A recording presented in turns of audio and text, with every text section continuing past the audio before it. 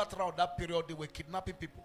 So my son felt my pastor, my prophet should be protected, and send them with this army convoy.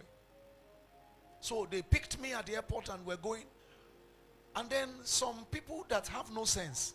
You see soldiers that are fully armed, you are trying to misbehave on the road. I saw how brutal soldiers can be. They just parked. They rounded him up and then brought him out of his vehicle. Abandoned his vehicle, put him in their own truck, and were beating him as they were going. I wanted to intervene. Something told me, keep quiet. I don't know what the something is. Then we passed that side. We got to a particular place. One trailer was trying to misbehave.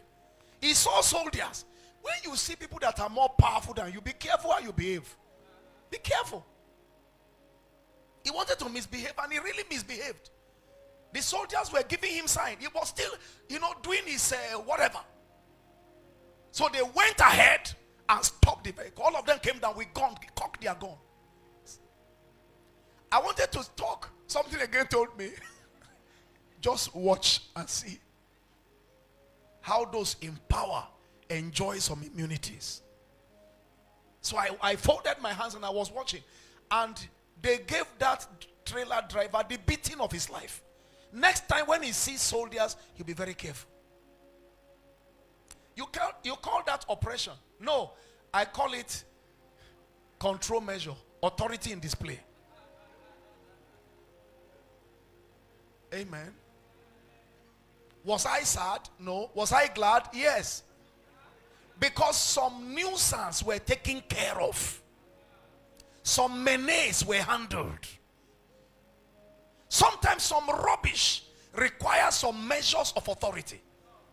Now, why the enemy is on rampage in many of your homes, messing up your business, messing up your careers. In the morning you woke up to go to your business premises and customers were arrayed by heaven to come and be a blessing, sell, help your business. But some devils, who are rioting, who don't want to see Christians blessed, who don't want to see children of God blessed, just went and stayed on the way at, strategic points just to hinder them from coming your way. And then throughout the day you made no sale. Don't tell me you will leave your premises, your business premises with excitement. You can't be glad when you're not making sales. No, you can't be glad when promotion is being delayed. You can't be glad when you are frustrated in life. You need what can help you curb the menace frustrating your life so that gladness can return. So get excited because fresh oil is your portion this month. I didn't hear your believing amen in church. The Bible tells us in the book of Ecclesiastes chapter 8 verse 1, it says, who is as the wise man? Who is as what? And who knoweth the interpretation of a thing? A man's wisdom maketh his face to shine. A man's wisdom maketh his face to what? Now look at that. Consider that scripture. Now also look at Ecclesiastes. Ecclesiastes 10 verse 10. If the iron be blunt and he do not whet the edge, then must he put to more strength. But wisdom is profitable to direct. So when you know what to do, you are not confused. You are not stranded. Is that correct?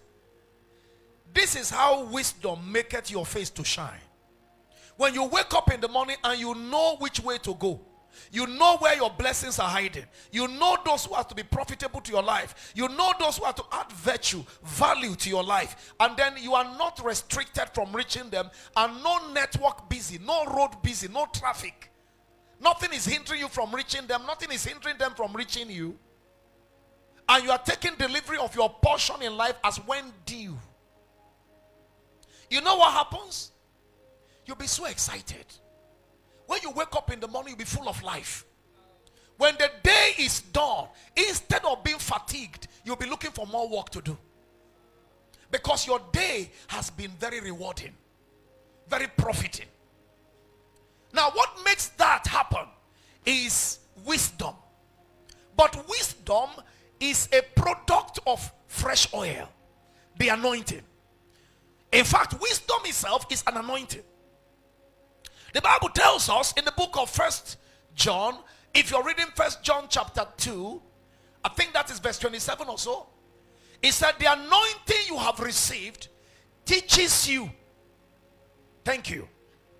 But as the same anointing teacheth you all of all things, and is true, and is no lie, and even as it has taught you, ye shall abide in him.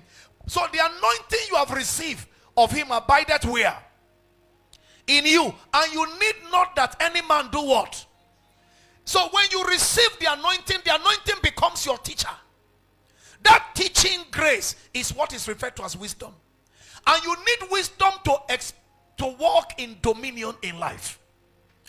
An anointed man can't be frustrated by circumstances, because the anointing of God upon his life will always show him the secret of the enemies, and will show him how to escape all the traps of the wicked.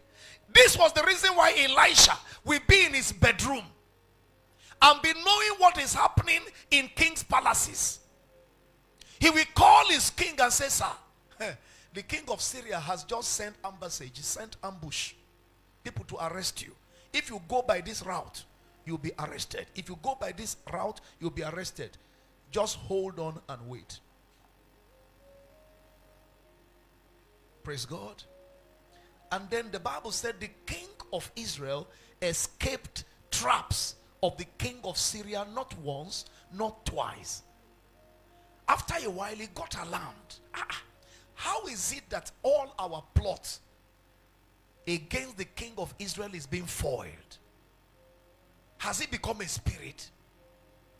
Which among you that are in my cabinet is working for the king of Israel? It's so interesting that the Bible said they told him that it is none of us, but there is a particular man in Israel. He's so powerful that if you are discussing in your bedroom, he hears what you are saying. Now, what was it that was so powerful about Elisha? The anointing. His anointing gives him bedroom access. Gives him what? It is so powerful that you are anointed to know what your bosses are discussing against you in your place of work. That, madam, you are so anointed that if your husband is misbehaving, you will know. Yes. You can be so anointed that if your wife is having boyfriend, you will know.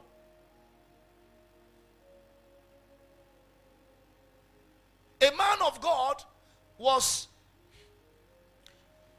talking in his family fellowship, family devotion. They were having morning devotion. And then he said, Eliza, that was the name of the house help. He said, yesterday, where those 3 mango trees were in your school, what were you doing under that mango tree? Eliza said, me? You mean I myself? You know the way you answer when you are indicted. I wasn't doing anything. No. I wasn't under any mango tree. And then the man of God went ahead and said, who is that young man that came to you when you were under the mango tree? Say, nobody.